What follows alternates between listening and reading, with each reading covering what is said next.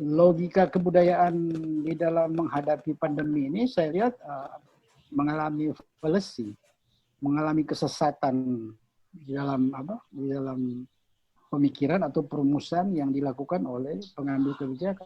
Dibilang itu budaya, memang sudah budaya kita. Artinya budaya silaturahim. Antara kita masih mengenal jati diri kita tuh di mana, lahir di mana, asal dari mana. Saya tidak mengistilahkan berdamai dengan COVID gitu ya.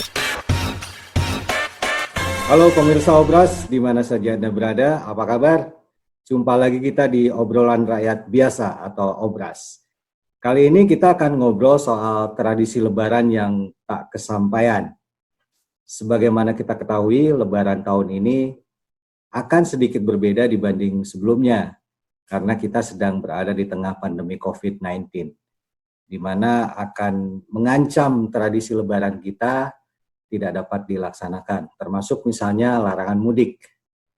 Nah, untuk membahas topik ini, saya sudah ditemani 3 orang teman yang mengaku rakyat biasa, nanti kita kenalkan satu-satu. Namun sebelumnya, jangan lupa untuk mengklik tombol like dan subscribe agar channel ini tetap sustain. Saya kenalkan satu-satu. Yang di ujung tetangga sebelah saya nih ada Bung Ersa. Apa kabar Bung Ersa? Baik. Oke, baik. Oke. Kemudian ada yang jauh Bung Taufik atau Bung Dudut. Selamat apa nih? Halo. Apa kabar bos? Oke. Dan kita juga mengundang budayawan atau fiksiwan ya, Bung Renner Ointu. Apa kabar Bung Renner? Oke, kita mulai dulu ke yang jauh dulu kali ya, Bung Taufik. Karena Bung Taufik ini posisinya ada di timur Indonesia, ada di Maluku Utara. Bung Taufik, sudah berapa lama Anda nggak pulang dari tempat kerja dan bagaimana rencana mudik kali ini? Ya, seperti yang sekarang agenda pemerintah, Pak Bos. Jadi sekarang itu kondisinya saya kemarin terakhir pulang itu bulan Maret. Artinya ini sudah memasuki jalan 3 bulan. Dan rencana pulang pun ini juga belum tentu ini. Karena masih menunggu yang dari oplosan yang dari luar itu untuk masuk ke Maluku. Nah, permasalahannya adalah pesawat yang datang ke sini itu jadwalnya tidak menentu karena tergantung jumlah orang di dalam pesawat. Jadi ya belum jelas ini saya kapan mau pulang. Ya. Jadi sudah berapa lama di sana dan nggak mudik? Ya kurang lebih 3 bulanan, hampir 2 bulan setengah lah. Iya. Oke, jadi lumayan lah ya. Jadi agak berbeda Lebaran tahun ini, tidak berkumpul bersama keluarga ya. Jelas Kang, pasti berbeda sekali lah. Ya. Dengan sekarang ya, gimana lagi? Ya, sekarang saya ingin ke Bung Ersa dulu, Kang Ersa. Tahun ini nekat mudik atau tetap stay di rumah? Pak. Ya. Tetap di rumah. Ya, kenapa? Oke ya. Biasanya Anda nekat untuk keluar dari penjagaan. Memang si aturan kan diciptakan untuk dilanggar Pak ya. Tinggal lah. Kita coba menghormati yang lain Pak. Untuk saat ini kita coba menghormati yang lain, khususnya para tenaga medis ya. Kita tetap menghargai itulah. Gimana pun. Karena di satu sisi selain itu ya di kampung juga sekarang cukup ketat Pak. Ya. Jadi kalau kita datang ke kampung ternyata udah ada mekanisme kata orang tua ya di situ mau tidak mau harus diisolasi dulu katanya 14 hari ya percuma juga kalau kita pulang kan ketemu orang tua. Ya akhirnya ya kita putuskan di Bogor aja lah. Jadi Lebaran 2 hari tambah isolasi 14 hari 16 hari ya di Garut. Nah itu pulang-pulang kantor juga udah buka lagi kan tanggung. Jadi ya udahlah ngapain Pak. Nah, kira-kira ada yang perasaan apa yang dirasakan kalau misalnya tahun ini nggak mudik, atau apakah ini cobaan atau mungkin konsekuensi dari aturan yang ada, atau sebuah kesadaran yang muncul? Kalau saya sih ini ya cenderung kesadaran, Pak. Nanti kesadaran pribadi, karena ya dengan kondisi yang seperti ini ya, ini terlepas ini apakah alami atau buatan gitu ya, kondisi seperti ini kita dipaksa seperti ini. Tapi itu kembali ke kita. Kalau saya sih kembali ke kesadaran gitu ya. Ya. Kembali ke kesadaran pribadinya, gimana kita dengan kondisi pandemi ini setidaknya ikutlah berperan serta dalam mencegah penyebarannya. Memang kelihatannya so idealis gitu, tapi ya mau tidak mau, karena kebetulan orang tua saya kan udah di atas 60, Pak. Ya saya juga gak tahu apakah saya positif apa enggak, kita gak pernah tahu kan gitu. Yeah, takutnya itu sih kemarin, makanya ya udahlah kita cari aman. Ya udah, meskipun rasa kangen memang ada gitu, orang tua. Tapi alhamdulillah sekarang kan dengan adanya teknologi masih bisa lah kita komunikasi lewat online gitu, Pak. Iya, Bung Renner, apa nih sikap seperti ini teman kita ini, dengan ada yang kesadaran, ada juga karena aturan, mereka tidak bisa mudik, tidak bisa pulang kampung, tidak bisa pulang Basamo. Apakah ini sebuah tradisi baru yang disebut dengan new normal, sehingga tahun depan itu sudah tidak ada lagi mudik mungkin? Itu gimana, Bung Renat? Saya kira saya kurang begitu setuju dengan istilah new normal. Kalau new normal berarti kita kan punya old normal. Ya. Jadi kalau old normal itu sebenarnya definisinya apa? Kalau old normal itu dianggap sebagai hal yang tidak abnormal, begitu. Jadi harus kita identifikasikan apa yang tidak abnormal dari situasi sebelumnya untuk kita mencari yang normal, begitu, ya. Jadi sebetulnya logika kebudayaan di dalam menghadapi pandemi ini saya lihat mengalami fallacy, mengalami kesesatan di dalam pemikiran atau perumusan yang dilakukan oleh pengambil kebijakan. Misalnya saja saya contohkan, misalnya PSBB. PSBB itu sebetulnya cuma untuk menghindari istilah lockdown. Gitu. Lockdown sendiri kan istilahnya yang ya memang dia bahasa asing, cuma kan kalau dia segi dari bahasa kan dia termasuk hemat gitu. Cuma kata lockdown cuma dari dua suku kata, lock sama down. Jadi sudah dikunci lalu diasingkan lagi, kira-kira begitu. Lalu apa bedanya dengan istilah yang panjang lebar gitu? Ya kan? Istilahnya pembatasan sosial berskala besar. Boros banget kalimat Indonesia ini dipakai untuk cuma menggantikan lockdown, karena lockdown dianggap sebagai konsep yang yang dianggap tidak tepat untuk. Jadi sebetulnya saya melihat bahwa pembelaan mereka terhadap lockdown itu sebetulnya menurut saya tidak masuk di akal. Apa sih hakikatnya untuk lockdown? Artinya mengurung, tidak memberikan gerakan sama sekali kepada publik. Tapi kemudian dilakukan juga istilah yang asal-asalan begitu, pembatasan sosial berskala besar. Ya. Nah, skala besar, kalau kita bilang skala besar, apa sih ukuran besar itu? Ya kan? Kita mau ukur bagaimana dari skala besar itu, ya kan? Jadi kita harus ada ukuran ada ukuran-ukuran untuk menetapkan itu.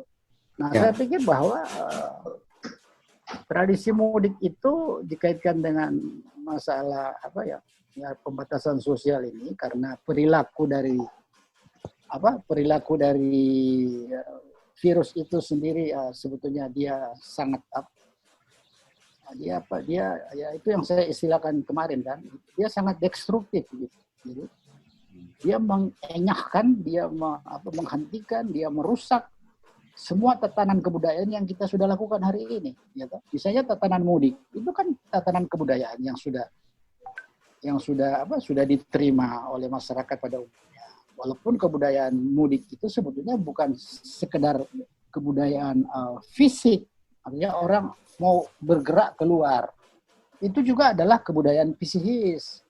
Jadi kerinduan orang terhadap mudik itu sebetulnya bukan kerinduan untuk dia bepergian, tetapi kerinduan dia untuk menemukan kembali jantung kehidupannya, yaitu di mana dia dilahirkan, kan begitu. Oke, saya potong dulu Bung Renner, saya ingin ke Kang Dudut dulu. Kang Dudut,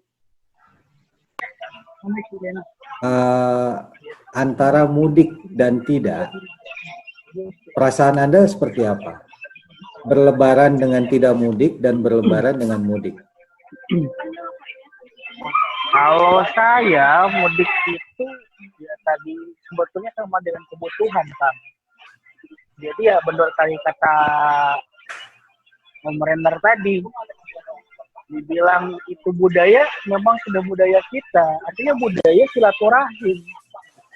Antara kita masih mengenal jati diri kita tuh di mana, lahir di mana, asal dari mana. Bukan hanya sekadar kita bertemu dengan sanak keluarga, orang tua, tapi budayanya kita, terutama budaya Sunda kan, itu yang namanya silaturahim itu adalah hal yang paling utama. Ya sekarang kita bisa bertemu dengan keluarga. Kadang juga ada yang keluarga yang kita tidak tahu bahwa itu keluarga kita. Yeah. Nah disitulah kita tahu, oh itu keluarga kita. Yeah. Oke, Bung. Kalau Bung Ersa gimana? Kalau Bung Opik tadi selain mengenal jati diri, kampung halaman, momentum Lebaran ini dijadikan sebagai istilahnya apa ya? Napaktilas, supaya kalau istilah Sunda itu teparum obornya. Jadi obornya nggak mati. Jadi kita tahu silsilah kita dari mana, siapa. Yang kadang-kadang di keseharian kita nggak kita kenal. Pas pada saat momen Lebaran, kita ketemu, oh ternyata ini masih saudara, silsilah kita dari mana. Nah itu, dengan momen seperti ini, gimana dampaknya Bung Ersa? Ya memang sih Pak, yang dirasakan memang sama seperti yang tadi Bung Topik bilang gitu ya. Ya ini kan mengingatkan pada saat mudik kita mengingatkan kembali gitu, kita lahir di mana, kita asal dari mana, kasihnya silaturahmi, terus ketemu saudara. Tapi ya mau gimana lagi gitu kalau kondisinya udah seperti ini. Kadang saya juga mikirnya tadi, saya sampaikan bahwa kita bukannya tidak kangen dengan hal-hal seperti itu. Tapi memang kondisi yang memaksakan seperti ini. Kita coba, saya tidak mengistilahkan berdamai dengan COVID gitu ya, yang Pak Presiden sampaikan, tapi setidaknya saya coba belajar menghargai atas usaha orang itu saja. Pada saat orang melakukan, khususnya sekarang yang perawat gitu ya, perawat ataupun yang pekerja kesehatan lah. Jadi gimana mereka jadi garda terdepan di depan gitu memerangi COVID. Tapi kita nggak ada kontribusi sama sekali kan, itu saja sih. Setidaknya hal sekecil inilah yang bisa saya lakukan sekarang. Meskipun memang pengorbanannya cukup berat juga ya. Kita ketemu saudara, kita ketemu orang tua, teman-teman, kawan-kawan segala macam. Tapi ya alhamdulillah kembali saya sampaikan dengan adanya teknologi sekarang seperti ini ya, kerinduan seperti itu alhamdulillah cukup setidaknya terobati. Terobati. Ya. Bung Renner, mungkin nambah lagi Kang, mungkin saya contohnya ya dulu kan kita dengan berdiam diri kita bisa dikategorikan pahlawan Kang. Kalau kita kan dari zaman kecil pengen jadi pahlawan karena kita sering nonton pahlawan. Nah, ini lebih simpel jadi pahlawan tapi hanya berdiam diri. Yang dulu kita waktu zaman kecil diam di rumah itu kita suruh keluar. Sekarang disuruh keluar di dalam. Iya. Bung Renner, ini ada tadi disampaikan bahwa mudik itu kan tidak hanya sekedar perpindahan fisik dari satu tempat ke tempat lain, tetapi lebih ke ada faktor psikologis juga. Kemudian tadi disinggung oleh teman-teman ada faktor kultur. Kalau di Sunda itu ada istilah kita nggak boleh parum obor. Parum itu padam, obor itu api kan. Jadi nggak boleh padam api persaudaraan itu. Nah, dengan adanya, katakanlah mungkin ini hanya setahun ya larangan ini, mudah-mudahan depan kembali normal. Atau boleh jadi kebiasaan mudik sedikit-sedikit bisa jadi berubah dan tidak ada lagi gitu. Nah ini seperti apa Bung Renat?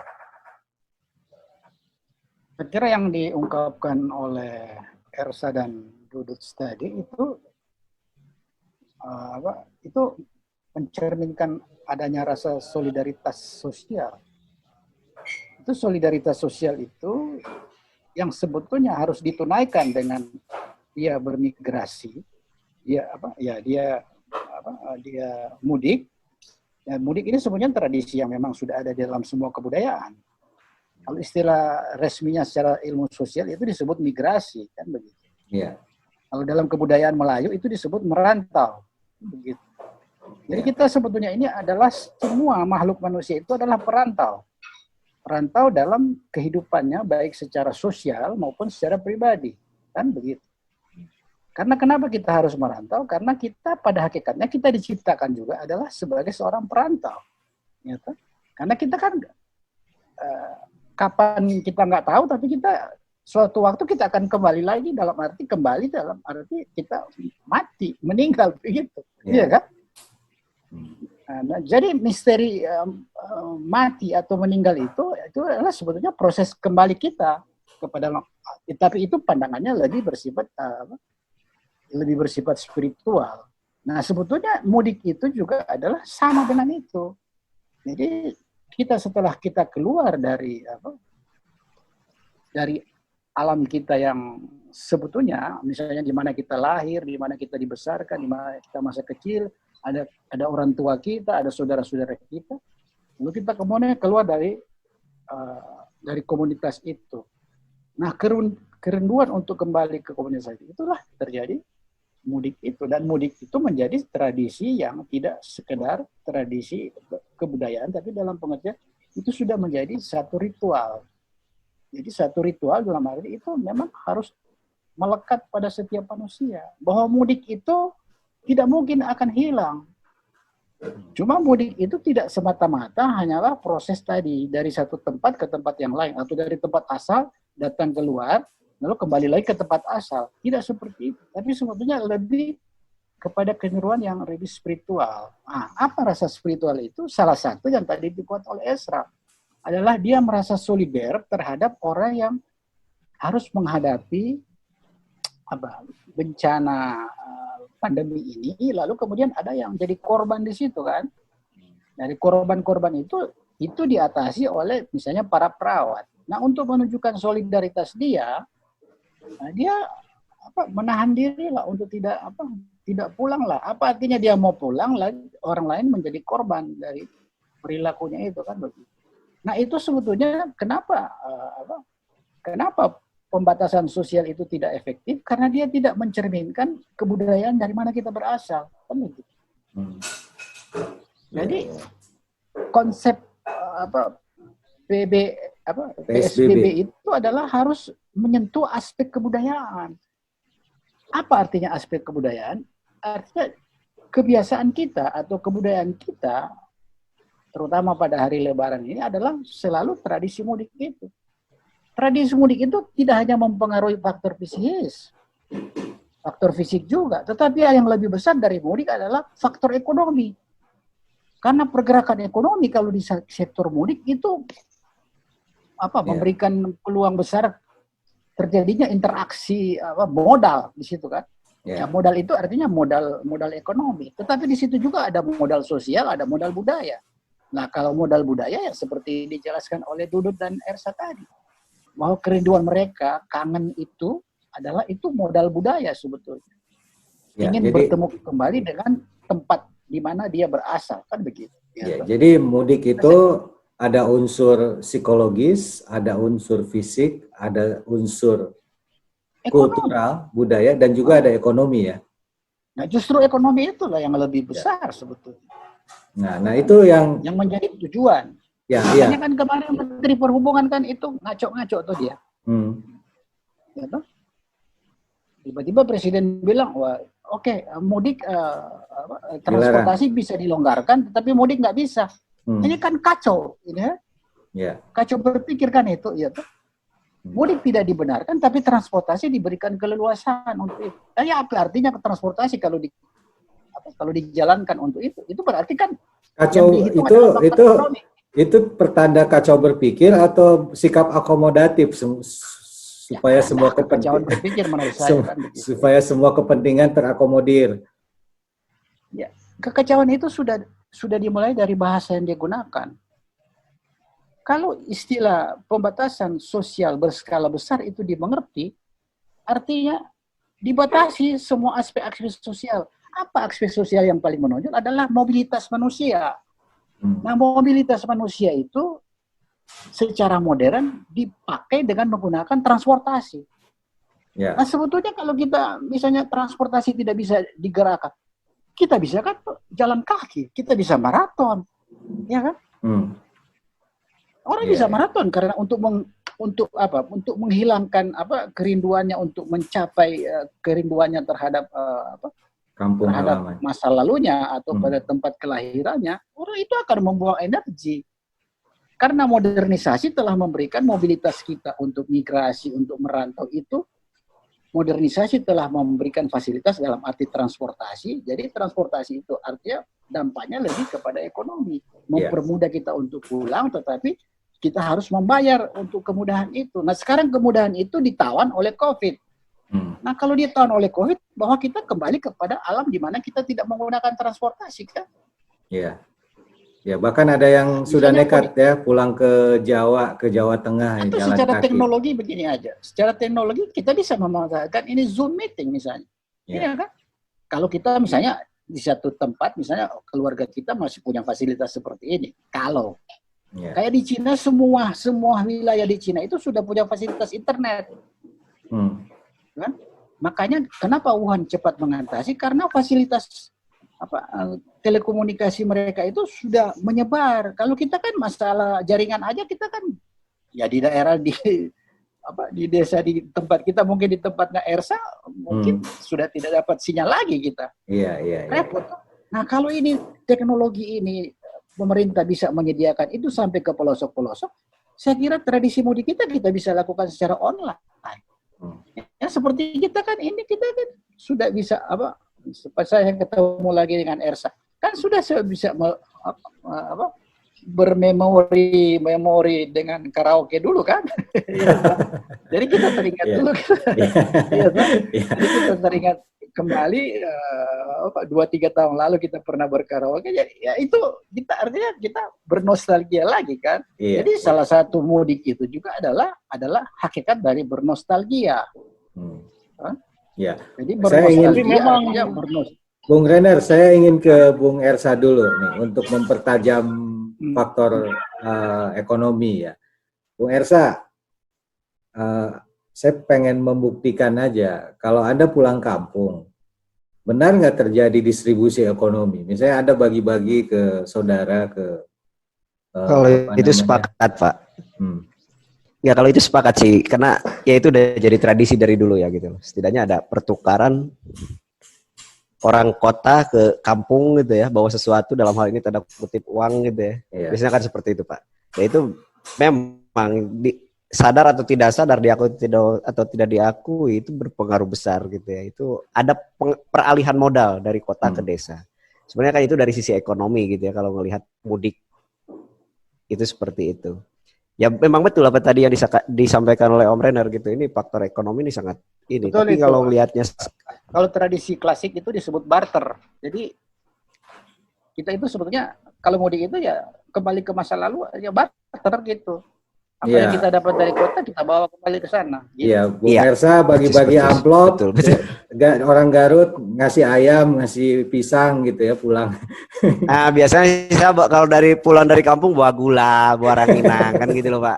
Iya. Apa? Meskipun itu juga gede, angkut saja.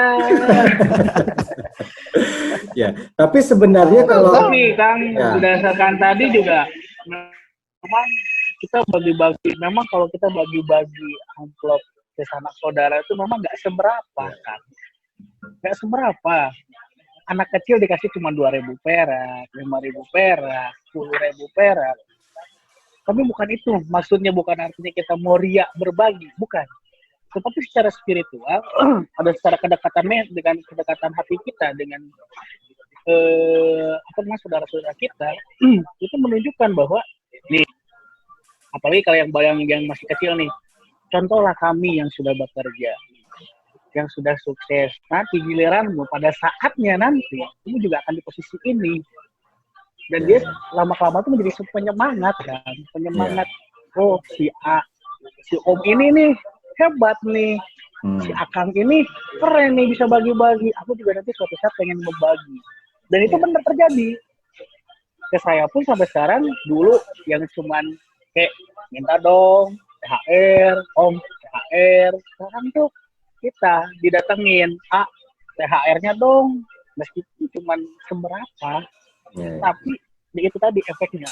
Saya belum kebagian THR nih, Bung. Kedekatan kita dengan keluarga. Iya. Jangan gitu dong. Jadi nanti Kang Ersa marah lagi. Si Dudut itu, jadi kata si Ersa sama Dudut itu benar. Itu yang saya sebut dengan itu memberi 2.000 itu bukan masalah angkanya, nilainya, tapi itu mencerminkan adanya yang tadi saya sebut yang sebelumnya dari itu yang mencerminkan solidaritas sosial. Solidaritas sosial itu hanya bisa didapatkan kembali ketika dia pulang di kampung. Karena di kota besar dia tidak punya tradisi seperti itu kan.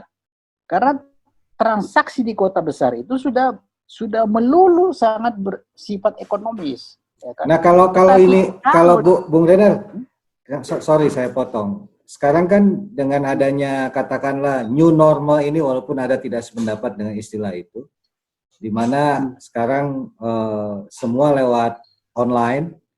Nah, bukankah tradisi itu bisa kita ganti misalnya dengan transfer? Nah, itu gimana itu? Nah, iya, artinya teknologi itu justru menyediakan kita fasilitas untuk selalu ada peluang untuk dimudahkan gitu. Kan kalau kita disulitkan untuk kembali membawa dengan membawa kendaraan dan sebagainya, ya sudah kita gunakan fasilitas seperti media ini kan, seperti media online. Apa bedanya sih kita mungkin di tempat lapangan umum, kalau di desa itu di tempat kita misalnya ada televisi besar, ya kita pasangkanlah di situ. Sehingga orang lihat, wah ini si Ersa pulang nih. Seluruh masyarakat di situ, keluarganya atau tetangganya ataupun masyarakat di situ akan melihat, oh ini Ersa secara visual. Lalu misalnya dia mau berbagi apa, ya memang itu di dalam kebudayaan manapun itu selalu ada. Itu diistilahkan oleh Marcel Mauss itu sebagai gift dalam bahasa Prancis, le don namanya. Jadi le don itu tradisi gift itu sudah merupakan tradisi pertukaran. Itu. Kalau kemudian di antara raja-raja itu disebut sebagai upeti. Ya. Tapi itu gift kalau itu sekarang gratifikasi ya. Ya, kalau sekarang itu disebut gratifikasi karena diambil juga dari cara yang tidak halal kan begitu. Ya kan itu dia menggratifikasi kan diambil dari sumber yang tidak resmi kan begitu. Untuk dia menyogok kan. Gratifikasi seperti itu betul. Itu gratifikasi. Tapi kalau yang saya sebut tadi gift itu pencerminan dari yang disebut oleh Ersa dan Dudut tadi, itu pencerminan solidaritas sosial. Solidaritas sosial itu tidak ditentukan oleh nilai yang dia berikan, tetapi pemberian itu, the gift itu yang menjadi hakikat. Gitu.